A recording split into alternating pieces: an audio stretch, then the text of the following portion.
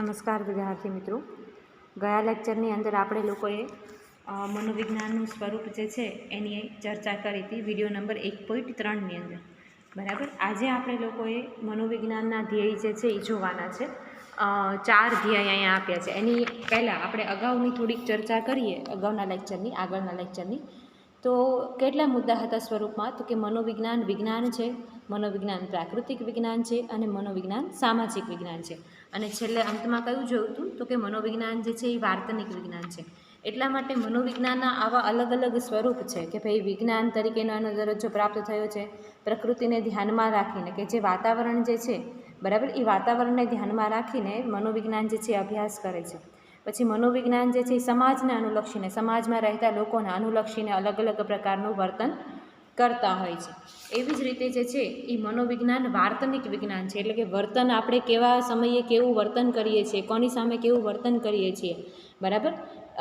અને તમારી સમક્ષ અમુક પ્રકારના ઉદ્દીપકો હોય છે તો એની સામે તમે કેવા પ્રકારની પ્રતિક્રિયા આપો છો, એને આપણે શું કહેતા હોઈએ છીએ? વર્તનનું મનોવિજ્ઞાન કહીએ છીએ. જે ઓળખવામાં આવે છે એને વર્તનનું મનોવિજ્ઞાન તરીકે ઓળખતા હોઈએ છીએ, બરાબર. તો આ બધી વસ્તુની ચર્ચા આપણે ગયા લેક્ચરમાં કરી હતી અને મેં તમને હોમવર્ક પણ આપ્યું હતું કે તમારે આ વસ્તુ જે છે એ તમારે તમારી બુકમાં મનોવિજ્ઞાનનું સ્વરૂપ લખી નાખવાનું છે. તો હવે આજે આપણે લોકોએ જે છે એ મનોવિજ્ઞાનના ધ્યેય જોવાના છે. જુઓ, તો આ મનોવિજ્ઞાનના જે છે એ અલગ અલગ પ્રકારના 4 ધ્યેય છે વિડીયો નંબર 1.4ની અંદર, બરાબર. હવે આપણે કોઈ પણ વ્યક્તિ હશે ને એનું કંઈકનું કંઈક તો ધ્યેય રહેલું જ હોય છે.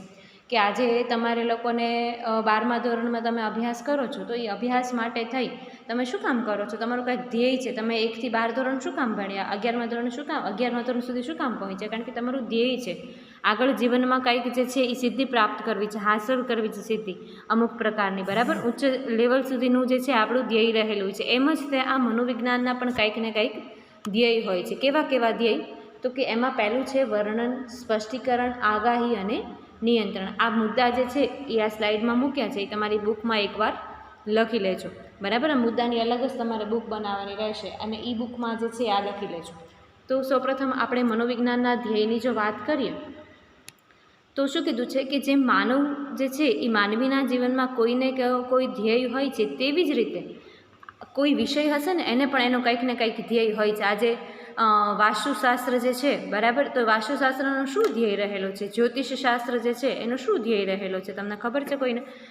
કે લોકોની જે છે ભવિષ્યની જ્યારે જે તે સમયે એનો જન્મ થયો હોય એ સમયને આધારે કેવા ગ્રહો હતા, કેવા નક્ષત્રો હતા, એના આધારે જે છે, બરાબર, કે એ શું કરે છે કે એનું ચકાસણી કરે છે, એનું ભવિષ્ય બાંધે છે.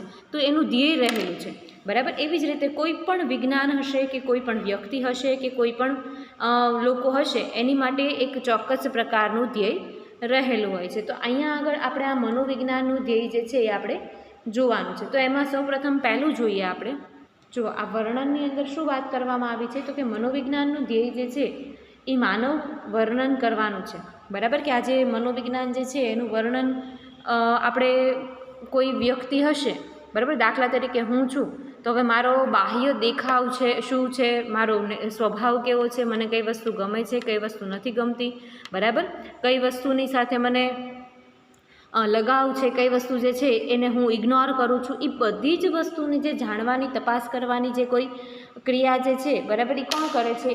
તો મનોવિજ્ઞાનનું આ ધ્યેય રહેલું છે કે એના દ્વારા આ બધી જ વસ્તુ આપણે જાણી શકતા હોય છે. મનોવિજ્ઞાનનું ધ્યેય માનવ વર્તનનું જે છે એ વર્ણન કરવાનું છે. આ એક પહેલું વસ્તુ થઈ ગઈ વર્ણનની અંદર. મનોવિજ્ઞાનની વિષય વસ્તુ માનવ વર્તન છે. આથી માનવ વર્તન કેવું છે, શારીરિક, માનસિક અને આંતરિક, બાહ્ય હોઈ શકે તેવું છે કે નહીં, તેના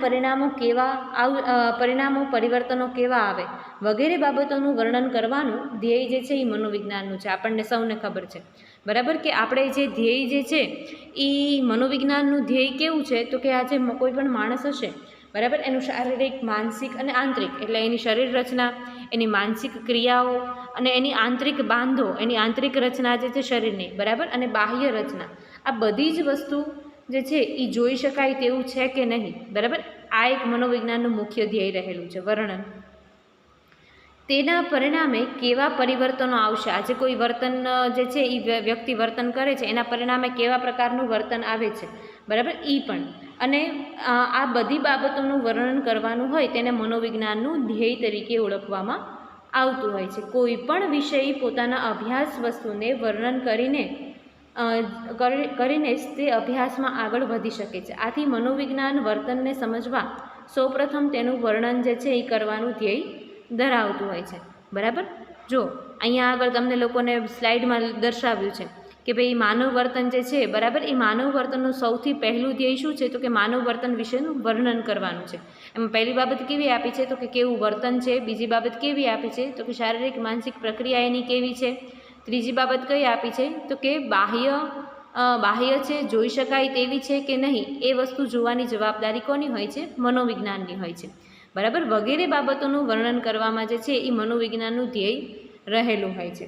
ત્યાર પછી આપણે જોવાનું છે મનોવિજ્ઞાનની અંદર બીજો મુદ્દો છે ધ્યેયનો, જે છે સ્પષ્ટીકરણ, બરાબર. જુઓ તો સ્પષ્ટીકરણની જો વાત કરવામાં આવે, બરાબર, તો મનોવિજ્ઞાન જે છે એનું એક મુખ્ય મેઇન ધ્યેય સ્પષ્ટીકરણ પણ છે. શું કામ? કારણ કે કોઈ પણ વસ્તુ જે છે જ્યાં સુધી આપણને સ્પષ્ટ કરવામાં ના આવે ને ત્યાં સુધી આપણને સમજાતું નથી હોતું. માણસનો સ્વભાવ છે સ્પષ્ટીકરણ કરવું એ ખાસ અનિવાર્ય બાબત છે, બરાબર. તો એ સ્પષ્ટીકરણ કરવું જે છે એ ખાસ અગત્યની બાબત હોવાથી જે કાંઈ વસ્તુ જે છે એને ઝીણવટ ભરી ચોખવટ કરી અને સ્પષ્ટીકરણ કરવું ખાસ જરૂરી બની રહે છે કે ભાઈ. અને આ વર્ણન પછીનું બીજું ધ્યેય કયું છે, આપણું સ્પષ્ટીકરણ, બરાબર. અભ્યાસ વસ્તુના વર્ણન પછીનું બીજું ધ્યેય જે છે એ આપણું સ્પષ્ટીકરણ છે. સ્પષ્ટીકરણ એટલે બનાવ, ઘટના કે પરિસ્થિતિ કેમ ઉદ્ભવે છે તેના કારણોની સ્પષ્ટતા, બરાબર. કે આજે સ્પષ્ટીકરણ એટલે શું, કે આજે કોઈ પણ પ્રકારનો બનાવ ઉદ્ભવ્યો છે, બરાબર, કે કોઈ પણ પ્રકારની પરિસ્થિતિ ઉદ્ભવી છે, તો એની પાછળ કારણ કયું જવાબદાર હોય છે. આજે કોઈ વ્યક્તિ જે છે એ કંઈ મરણ પ્રસંગ થઈ ગયો હશે, કોઈનું ડેથ થઈ ગયું હશે, ત્યાં જઈને જોરથી હસવા લાગે છે, બરાબર, જે જગ્યાએ એવું ન કરવું જોઈએ છતાં પણ એવું કરે છે. તો આની પાછળનું શું કારણ છે એ સ્પષ્ટતા કરવાનું કાર્ય કોણ કરે છે, મનોવિજ્ઞાન કરે છે. અમુક પરિસ્થિતિ ઉદ્ભવી છે કે આજે કોરોનાની મહામારી જે છે, બરાબર, એ મહામારીને લીધે થઈ લોકોના ઘણા બધા પ્રકારના માનસિક પ્રશ્નો ઉદ્ભવ્યા છે. તો એ પાછળનું કારણ કયું છે એ જાણવા માટે થઈ અને મનોવિજ્ઞાન ઘણી બધી રીતે મદદ કરતું હોય છે. મનોવિજ્ઞાન માનવ વર્તનની પાછળના કારણો શોધી અને માનવ વર્તનને કેમ થાય છે તેની સ્પષ્ટતા કરવાનો પ્રયાસ કરે છે, બરાબર. મેં તમને કીધું એમ કે ભાઈ મનોવિજ્ઞાન શું કરે છે કે ભાઈ માનવ વર્તન જે છે એ માનવ વર્તન કરે છે એની પાછળના કારણો શોધે છે અને એ કારણોને સ્પષ્ટ કરવાના પ્રયત્ન જે છે એ મનોવિજ્ઞાન કરતું હોય છે. ત્યાર પછી સ્પષ્ટીકરણ એટલે બનાવ, ઘટના કે પરિસ્થિતિ કેવી રીતે ઉદ્ભવે છે એનું પણ સ્પષ્ટતા કરે છે. એવી જ રીતે અહીંયા આગળ આપણે એવું કીધું છે કે આજે કોઈ પણ પ્રકારનું કારણ શોધી લીધા પછી સ્પષ્ટતા કરવાનો પણ પ્રયાસ કરે છે, એટલે કે સ્પષ્ટીકરણ કરવાનો પ્રયત્ન કરે છે. જો અહીંયા આગળ ઉદાહરણ આપ્યું છે કે કોઈ વ્યક્તિ અમુક પરિસ્થિતિમાં ડરે તો મનોવિજ્ઞાન તેની પાછળ કારણો શોધી તેનું સ્પષ્ટીકરણ કરે છે. આજે આપણને એકાદી વસ્તુ પાણીથી ડર લાગે છે, સપોઝ તમે માની લો, બરાબર, કે કોઈ વ્યક્તિ છે એને પાણીથી ડર લાગે છે અથવા તો આગથી ડર લાગે છે, બરાબર. અને કેવો ડર કે જે એબનોર્મલ હોય, વર્ણવી ન શકાય તેવો ડર હોય, એક્સ્ટ્રીમ લેવલનો હોય, વધારે પડતો ડર હોય, બરાબર, કે હકીકતમાં એવો હોવો જોઈએ નહીં. હવે આજે આપણે 25 વર્ષના થયા હોઈએ, બરાબર, અને આપણને કૂતરાથી ડર લાગે અથવા તો 17-18 વર્ષના થયા હોય, બિલાડીથી ને કૂતરાથી ડર લાગે, અને કેવો ડર કે એ જ્યાં હોય ત્યાંથી આપણે લોકો એટલા ભાગીએ કે આપણને બીપી લો થઈ જાય અથવા તો બ્લડ પ્રેશરની બીમારી થઈ જાય, એવો ડર લાગે.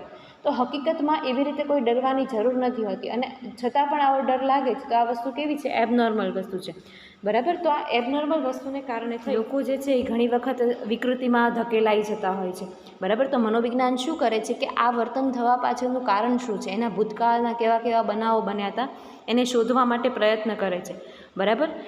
એટલા માટે મનોવિજ્ઞાનનું મુખ્ય ધ્યેય શું રહેલું છે, તો કે સ્પષ્ટીકરણ, બરાબર. એને સ્પષ્ટ કરવામાં આવે છે હકીકતમાં એને ભૂતકાળમાં આવો કોઈ અનુભવ થયો હતો, એના કારણે એ પહેલાં તો તપાસ કરે છે, વ્યક્તિને બેસાડે છે પાસે, એને પૂછવામાં આવે છે, એના માતા પિતાને પૂછવામાં આવે છે, એની સાથે સતત રહેનારી વ્યક્તિ હોય છે એને પૂછવામાં આવે છે, અને પૂછ્યા બાદ જે છે, બરાબર, આ કેવા પ્રકારનું વર્તન આવું શું કામ કરે છે એનું સ્પષ્ટીકરણ જે છે એ મનોવિજ્ઞાન કરતું હોય છે. ત્યાર પછી આપણે જોવાનું છે આગાહી, બરાબર, ભવિષ્ય કથન, કે આજે કોઈ પણ પ્રકારની આપણે જોઈએ તો લોકો આગાહી કરતા હોય છે, ભવિષ્ય કથન કરતા હોય છે કે ભાઈ તું મોટો થઈને આવો બનીશ કે આવો બનીશ, અથવા તો વાતાવરણને લઈને આપણે આગાહી કરતા હોય છે કે આજે વરસાદ આવે એવું લાગે છે, બરાબર, આજે ગરમી વધારે છે, આવી બધી આગાહીઓ આપણે લોકો કરતા હોઈએ છીએ, બરાબર. તો મનોવિજ્ઞાનમાં પણ આવી આગાહીનું જે છે મુખ્ય ધ્યેય રહેલું જોવા મળે છે. કેવી રીતે?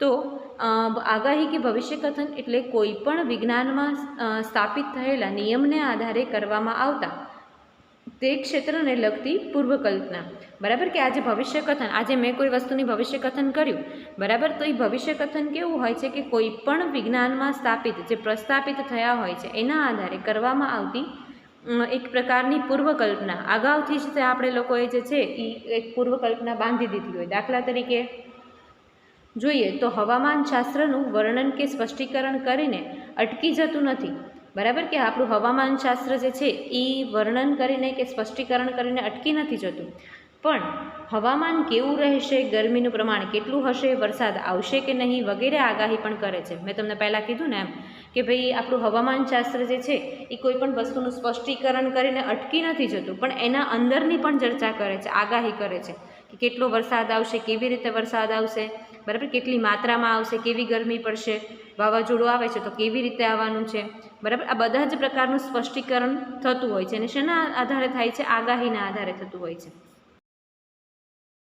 બરાબર. વિજ્ઞાન પોતાનો વિષય વસ્તુનો અભ્યાસ, વર્ણન કે સ્પષ્ટીકરણ કરીને અટકી જતું નથી, નિયમોના આધારે આગાહી કે ભવિષ્ય કથન કરવાનો પ્રયાસ કરે છે. તમને ઉદાહરણ આપ્યું કે હવામાનશાસ્ત્રનું વર્ણન સ્પષ્ટીકરણ કરીને અટકી નથી જતું, પરંતુ હવામાન કેવું રહેશે, ગરમીનું પ્રમાણ કેટલું રહેશે, વરસાદ પડશે કે નહીં, આ વગેરે આગાહી પણ જે છે તેઓ કરતા હોય છે.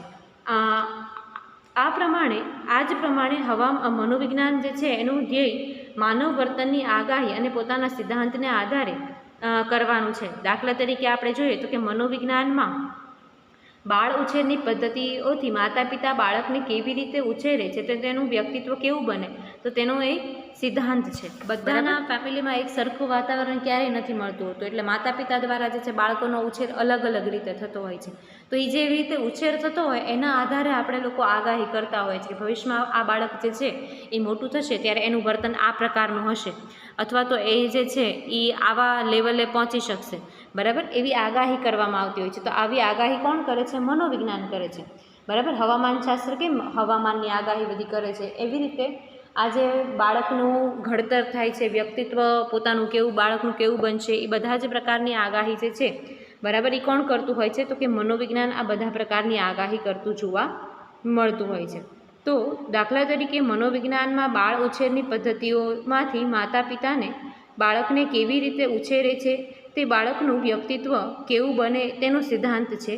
આ સિદ્ધાંતને આધારે કોઈ માતા પિતા બાળકને ઉછેર ખૂબ જ શિસ્તતાવાળા વાતાવરણમાં કરે તો બાળક જે છે એ ડરપોક થશે તેવી આગાહી આપણે કરી શકતા હોઈએ છીએ. આ હકીકત છે કે ભાઈ કોઈ વ્યક્તિ હશે, બરાબર, ખૂબ જ શિસ્તતાવાળા વાતાવરણમાં રહેતું હોય ને કોઈ બાળક, તો એની ઉપર જે છે એક પ્રકારનું નિયંત્રણ રાખવામાં આવે ને તો બાળકનું વર્તન જે છે, બરાબર, એ કેવું બની જાય છે? ડરપોક બની જાય છે. કોઈ પણ પ્રકારનું સાહસ બાળક નથી કરી શકતું હોતું, બરાબર, ડરપોક બની જતું હોય છે. એવી જ રીતે જ્યારે બાળકને થોડું છૂટું મૂકવામાં આવે તો પોતાની રીતે પોતે ઘણો બધી રીતે વિકાસ સાધી શકતો હોય છે, બરાબર. તે જ પ્રમાણે શિક્ષણ, પ્રેરણા, આવેગ વગેરેને લગતા સિદ્ધાંતોને આધારે માનવ વર્તનની આગાહી કરવાનું ધ્યેય મનોવિજ્ઞાન જે છે એ ધરાવતું જોવા મળતું હોય છે, બરાબર.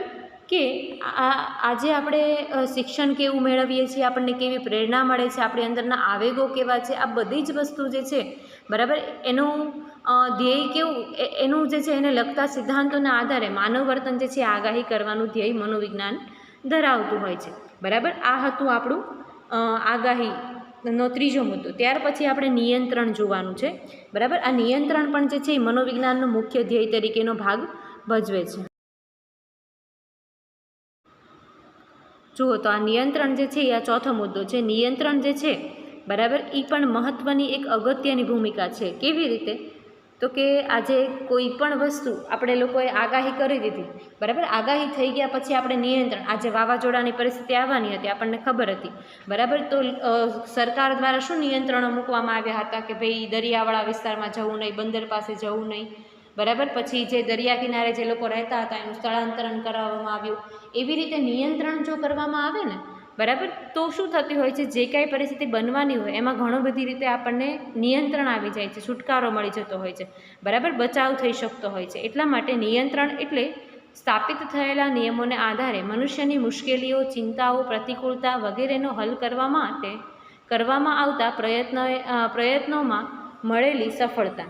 બરાબર. આ વ્યાખ્યા આપી છે નિયંત્રણની વ્યાખ્યા, કે ભાઈ નિયંત્રણ એટલે શું, તો કે નિયંત્રણ એટલે સ્થાપિત થયેલા જે અમુક પ્રકારનો જે સ્થાપિત થયેલા નિયમો જે છે, બરાબર, એ નિયમોને આધારે મનુષ્ય જે છે એ મુશ્કેલી, અમુક પ્રકારની મુશ્કેલીમાં મુકાઈ જાય છે, ઘણી વખત ચિંતામાં મુકાઈ જતો હોય છે, પ્રતિકૂળ પરિસ્થિતિમાં એને જે અનુકૂળ ન આવે એવી પરિસ્થિતિમાં મુકાઈ જતા હોય છે. તો એને હલ કરવા માટે કરવામાં આવતા પ્રયત્નની સફળતા, એને આપણે શું કહીએ છીએ, નિયંત્રણ તરીકે ઓળખતા હોઈએ છીએ. બરાબર.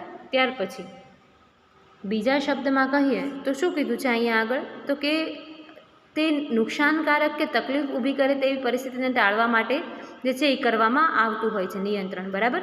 કે આજે કોઈ જગ્યાએ આપણને ખબર છે કે ભાઈ પૂર આવવાનું છે અથવા તો વાવાઝોડું આવવાનું છે, બરાબર, તો લોકોને શું થશે, ઘણું બધી રીતે નુકસાન થતું હોય છે. તો નુકસાન થતું અટકાવવા માટે થઈ અને નિયંત્રણ કરવામાં આવે છે. સેમ વસ્તુ મનોવિજ્ઞાનમાં આપણે કોઈ એવી આગાહી કરીએ કે તમે આ બાળકને આવી રીતે બહુ રાખો છો ને, કે ભાઈ બહુ જ તેને ખીજા કરો છો, બહુ સ્ટ્રીક રાખો છો, તો આ ભવિષ્યમાં જે છે મોટું થઈને ડરપોક બનશે, એવી જો આગાહી કરવામાં આવે ને તો લોકો ચેતી જતા હોય છે. એટલા માટે નિયંત્રણ જે છે ખાસ મહત્ત્વની બાબત છે. દરેક વિજ્ઞાનને ધ્યેય હોય છે જેનાથી માનવીની સમસ્યા જે છે એ ઘટાડી શકાતી હોય છે. બરાબર.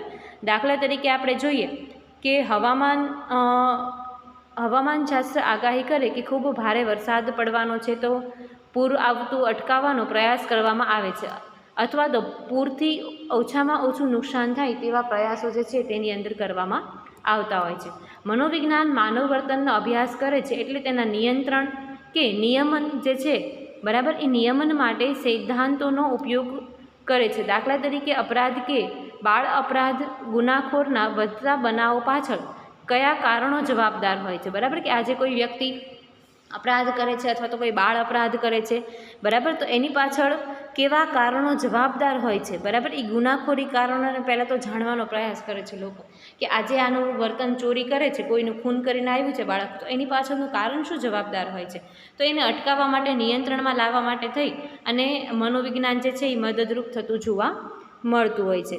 દાખલા તરીકે અપરાધ કે બાળ ગુનાખારી વધતા બનાવો જે છે એ પાછળ કયા કારણો જવાબદાર છે તે શોધી અને દૂર કરવાનો પ્રયાસ કરી અને તેને અટકાવવાનો કે નિયંત્રણ કરવાનો પ્રયાસ કરી શકે છે. આ જ પ્રમાણે સમાજમાં પૂર્વગ્રહો કે મનોવલણોમાં પરિવર્તન કરી અને લોકો વચ્ચે ઝઘડાઓ કે તરાર જે છે એ પ્રમાણમાં આપણે ઘટાડો લાવી શકતા હોઈએ છીએ. બરાબર. કે અમુક પ્રકારના પૂર્વગ્રહો હોય છે, કે આજે એવું કોઈ પૂર્વગ્રહ બાંધી દીધો કે અમદાવાદના લોકો તો આવા જ હોય છે, તો એ ખોટો પૂર્વગ્રહ છે, સુરતના લોકો આવા હોય છે, બરાબર, તો એ ખોટો પ્રકારનો પૂર્વગ્રહ છે. તો એ ખોટો પૂર્વગ્રહ હોવાને લીધે થઈ આપણે લોકોએ જે તે સમયે નિયંત્રણ આપણે જો અટકાયત કરી શકતા હોઈએ છીએ. બરાબર.